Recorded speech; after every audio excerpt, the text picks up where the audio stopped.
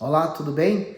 Nós vamos dar continuidade ao capítulo 9 de Apocalipse, nessa leitura da Bíblia em ordem cronológica. E hoje nós vamos ler o primeiro ai, A sexta trombeta, que vai ser tocada, e o primeiro ai dos três, Lembra aquele anjo que veio e disse ai, ai, ai. São três trombetas, são três dores, E essa é terrível. Mas vamos ler todo o texto, então, do capítulo 9, do 13 ao 21, mas depois nós vamos explicando. Bom, se você tem gostado desse conteúdo, não esqueça, dê o seu gosto, partilhe o vídeo e começamos orando. Meu Pai, eu peço que o Senhor venha esclarecer a Tua palavra, abrir o nosso entendimento e nos ajudar a compreender a Tua vontade. Eu sei que a Tua vontade, meu Deus, é que venhamos viver de acordo com a Tua vontade. E a Sua vontade é perfeita. Por isso, fala, meu Pai, a mim, fala a essa pessoa, que nós venhamos nos manter firmes na fé até o fim, até o dia em que o Senhor irá voltar, ou nós vamos para junto de Ti. Em nome de Jesus. Amém. Apocalipse 9, 13 diz: E tocou o sexto anjo a sua trombeta, e ouvi uma voz que vinha das quatro pontas do altar de ouro que estava diante de Deus, a qual dizia ao sexto anjo, que tinha a trombeta: solta os quatro anjos que estão presos junto ao grande rio Eufrates. E foram soltos os quatro anjos que estavam preparados para a hora e dia e mês e ano, a fim de matarem a terça parte dos homens. E o número dos exércitos dos cavaleiros era de 200 milhões. E ouvi o número deles, e assim vi os cavaleiros nesta visão, e os que sobre eles cavalgavam tinham couraças de fogo e de jacinto e de enxofre, e as cabeças dos cavalos eram como cabeças de leões, e de suas bocas saíam fogo e fumaça e enxofre. Por estes três foi morta a terça parte dos homens, isto é, pelo fogo, pela fumaça e pelo enxofre que sai de suas bocas. Porque o poder deles está na sua boca e nas suas caudas, porquanto as suas caudas são semelhantes às serpentes e têm cabeças e com elas danificam.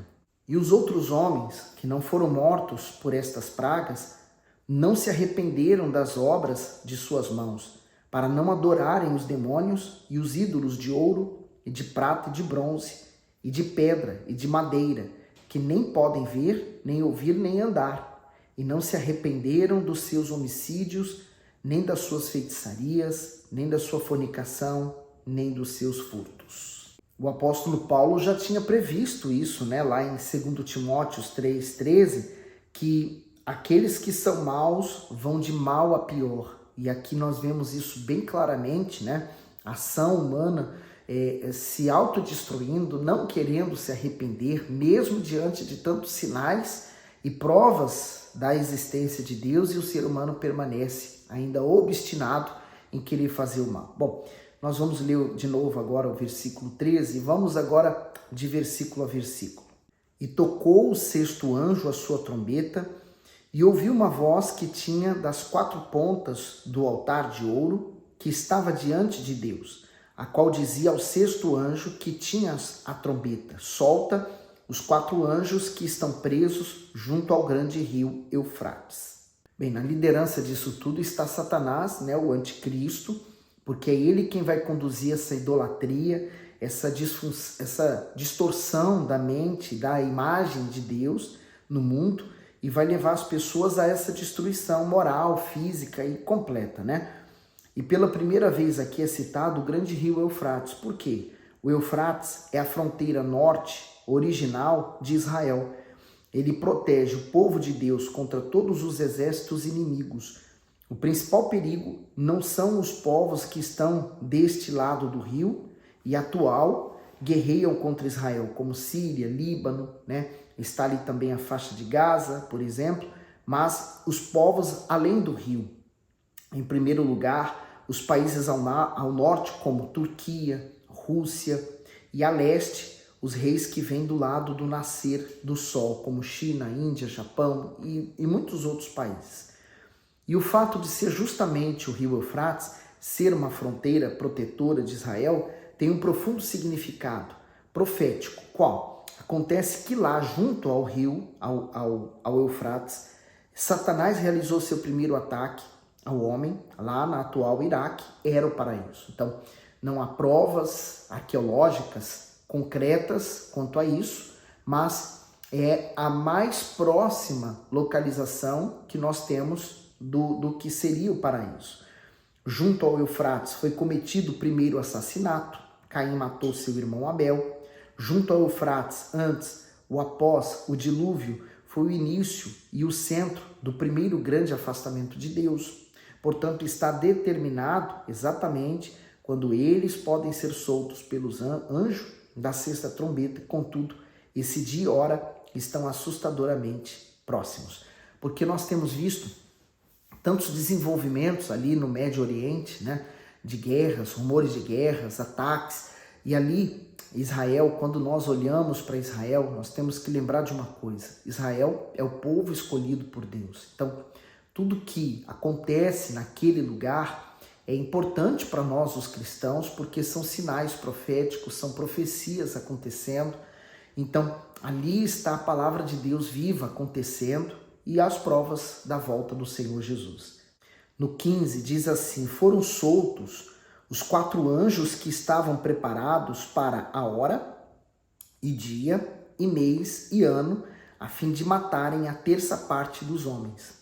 E o número dos exércitos dos cavaleiros era de 200 milhões, e ouvi o número deles. E assim vi os cavalos nesta visão, e os que sobre eles cavalgavam tinham couraças de fogo, de jacinto e de enxofre, e as cabeças dos cavalos eram como cabeças de leões, e suas bocas saíam fogo e fumaça de enxofre. Por esses 3 foram morta a terça parte dos homens, isto é, pelo fogo, pela fumaça e pelo enxofre que saía das suas bocas. O comentário do 13 ao 18 diz: tocou o 6º anjo a sua trombeta, e foram soltos 4 anjos, príncipes de Satanás, para liderar 200 milhões de seres infernais, reservados para a execução do juízo desta 6ª trombeta. Esse exército de demônios saiu para matar, por meio do fogo, da fumaça e do enxofre, que são elementos que caracterizam as guerras nucleares.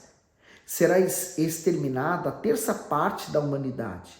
Hoje, isso representa mais de 2 bilhões de seres humanos. Provavelmente, eles agirão nos governos deste mundo e os induzirão à guerra, convencendo-os a soltar suas terríveis bombas assassinas. E nós vivemos isso nos nossos dias, ameaças globais, problemas, seríssimos. E o objetivo da atividade desses 4 poderosos anjos soltos é dito sem nenhum rodeio, no versículo 15. A terça parte da humanidade deve ser destruída. Então eles tiveram autoridade para fazer isso. E esse objetivo também é alcançado. Lá no versículo 18 nós vimos: 1/3 da humanidade foi morto pelas 3 pragas.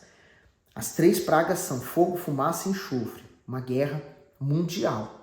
E eu posso imaginá-lo acontecer a nível catastrófico, Devemos lembrar que essas guerras são e é dirigida somente contra Israel, mas envolve o mundo todo. Senão, não poderia estar escrito que será morta a terça parte da humanidade. Então, imagine, se por uma peste, já se morreu tantas pessoas, agora imagine, a quantidade absurda de pessoas que vão morrer, Nós, no cálculo como o bispo fez, com o atual número da população mundial, pelo menos 2 bilhões e 500 mil pessoas podem morrer. Um número inimaginável. Agora imagine achar lugares para enterrar essas pessoas, Nos obriga a pensar que deve ser uma guerra nuclear, uma guerra mundial, como nunca houve, que hoje já se encontra no campo das responsabilidades. Quantos países, por exemplo, eles criam as guerras, as bombas nucleares, E quais as intenções que esses países criam, Para mostrar o seu poder, a vistoria, por exemplo, nesses países para ver como que está o estado dessas bombas, né? Enfim, para garantir que eles não usem, mas a verdade é que vai chegar um momento que eles vão usar. E quem são esses 200 milhões de cavaleiros? Como já frisamos várias vezes, ele tem frequentemente um cumprimento duplo ou triplo, né? A Bíblia, tudo que nós lemos, principalmente em Apocalipse. Tomemos, por exemplo, Sofonias, trineto do rei Ezequias. Ele profetizou sobre a futura invasão de Nabucodonosor, por exemplo, mas ao mesmo tempo viu de maneira magnífica, abalador e terrível dia do Senhor. Então, lá já no Velho Testamento já era profetizado que viria acontecer no futuro, Apocalipse. Assim também aqui em Apocalipse 9:13, temos uma visão profética antecipada sobre a luta final dos povos no Armagedon, quando o reino mundial anticristão, o Império Romano restaurado, a qual pertencerão também os reis que vêm do lado do nascer do sol, isto é, conforme nosso entendimento, vão se unir para a batalha final, o Armagedon. Então, ali também, essa batalha que estamos lendo agora, é como se fosse um espelho do que vai acontecer mais à frente, né? E aqui nos é mostrada, em poucas palavras, a luta final dos povos contra Sião e contra o Senhor e o seu ungido, senão, sendo que vemos os exércitos de inspiração satânica em suas características interiores, enquanto o Apocalipse 16 nos apresenta seu adversário vitorioso, Deus, o Todo-Poderoso e o Senhor que está voltando. E graças a Deus, né? Por isso. Agora os números 3 chamam bastante atenção. Por quê? Como acabamos de ver, né? Há 3 cores, né? Dentro daquilo que nós lemos, né? O vermelho, o azul e o amarelo. Depois, os 3 flagelos, fogo, fumaça e enxofre. As vítimas, a terça parte dos homens é morta. É uma amostra do ódio, da ira, do escárnio de Satanás, que a bomba atômica do primeiro teste nuclear dos Estados Unidos recebeu o nome de Trinity, ou seja, Trindade. Isso foi em julho de 1945. E nós vemos exatamente em Apocalipse essa trindade, né, também. O fogo, fumaça e enxofre, as cores, né, também, o vermelho, o azul escuro e o amarelo. E são coincidências? Será? Né? Então, são coisas que nos faz refletir a respeito do que nós estamos lendo aqui em Apocalipse. 19. Porque o poder deles está na sua boca e nas suas caudas, porquanto as suas caudas são semelhantes a serpentes e têm cabeças e com elas danificam. E os outros homens, que não foram mortos por estas pragas, não se arrependerão das obras de suas mãos para não adorarem os demônios e os ídolos de ouro e de prata e de bronze e de pedra e de madeira, que nem podem ver, nem ouvir, nem andar. E não se arrependerão dos seus homicídios, nem das suas feitiçarias, nem da sua fornicação, nem dos seus furtos. O comentário diz assim: não se arrependeram. O desejo de Deus era que todos os que escaparam da grande tribulação provocada pelo juízo da sexta trombeta se arrependessem e se voltassem para ele. Porém, aconteceu exatamente o oposto.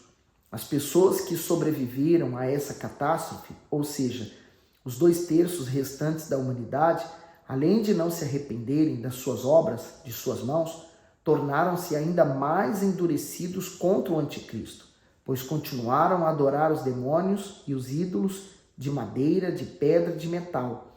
Ademais, não deixaram seus crimes, como a prática de furtos, nem o seu ódio, suas feitiçarias ou seu adultério. Antes, continuaram entregues a todo tipo de imoralidade e de prazeres pecaminosos.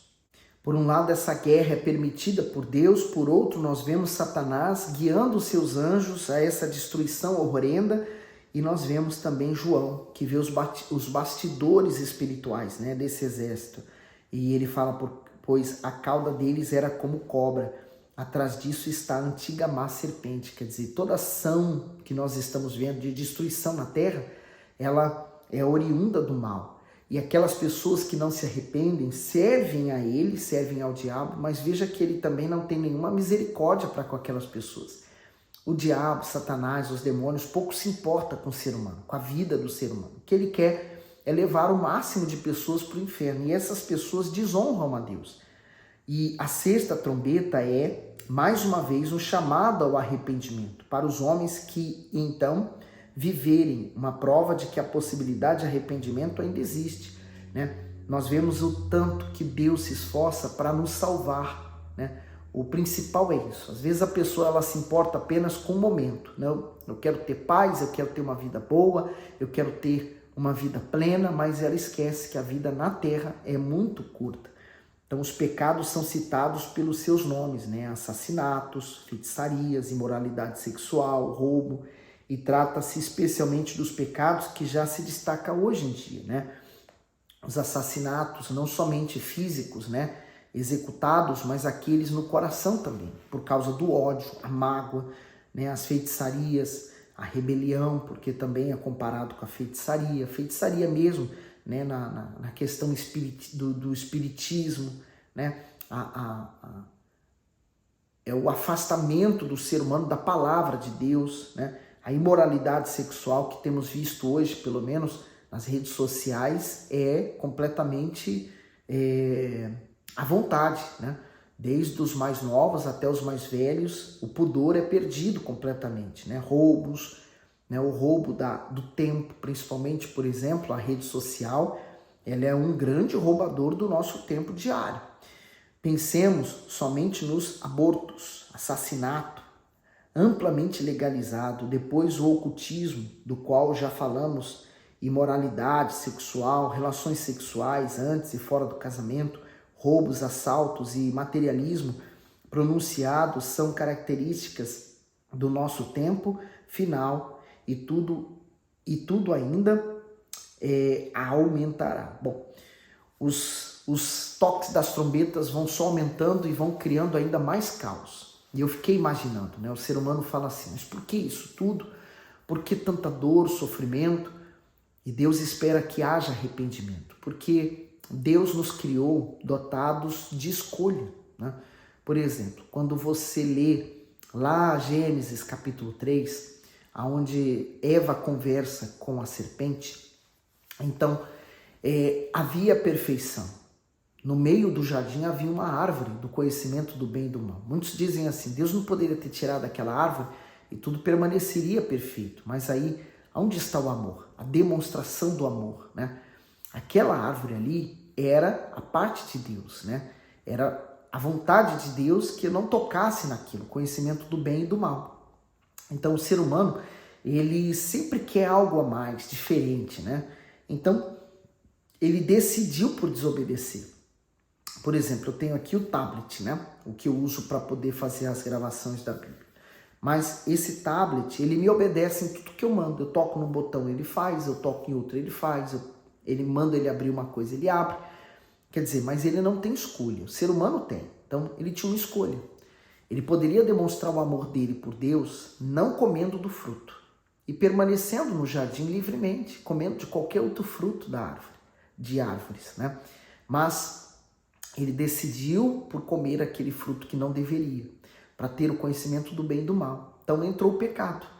Antes, Eva e também Adão, eles apenas conheciam o bem, mas agora passaram a conhecer o mal. Então, hoje nós também somos pecadores, tal como eles, né? Herdamos isso, né? Todos somos pecadores. Todos necessitamos de Jesus para nos salvar. Então, todos nós conhecemos o mal. E agora precisamos lutar para conhecer o bem. Porque agora o bem é como se ficou na outra fronteira. Eu tenho que nadar esse rio até o outro lado para que eu possa conhecer o bem. Então, aí é que está. Muitas pessoas que estão na igreja ainda não experimentaram o bem. Elas experimentaram o poder que Deus tem, mas não a presença dele. E é exatamente isso. Agora nós temos que fazer o caminho inverso que Eva fez, né? Do mal para o bem, experimentar o que é bom, que é a presença de Deus. Viver na presença de Deus. E amá-lo, respeitá-lo com temor e tremor e reverenciá-lo com a nossa vida. Então, a minha obediência a Deus, o fato de fugir do mal, da aparência do mal, está provando o meu amor que eu tenho por ele. Então, essas pessoas aqui, apesar deles terem chance de poder se arrepender, de se voltar para Deus e provas de que Deus existe, eles decidiram se manter na sua rebeldia e longe do Salvador. E você, né? Você tem mantido, feito suas escolhas certas ou erradas? Você tem provado o seu amor a Deus ou não? Pense nisso e pratique a palavra de Deus, porque ela é vida para nós. Deus abençoe você.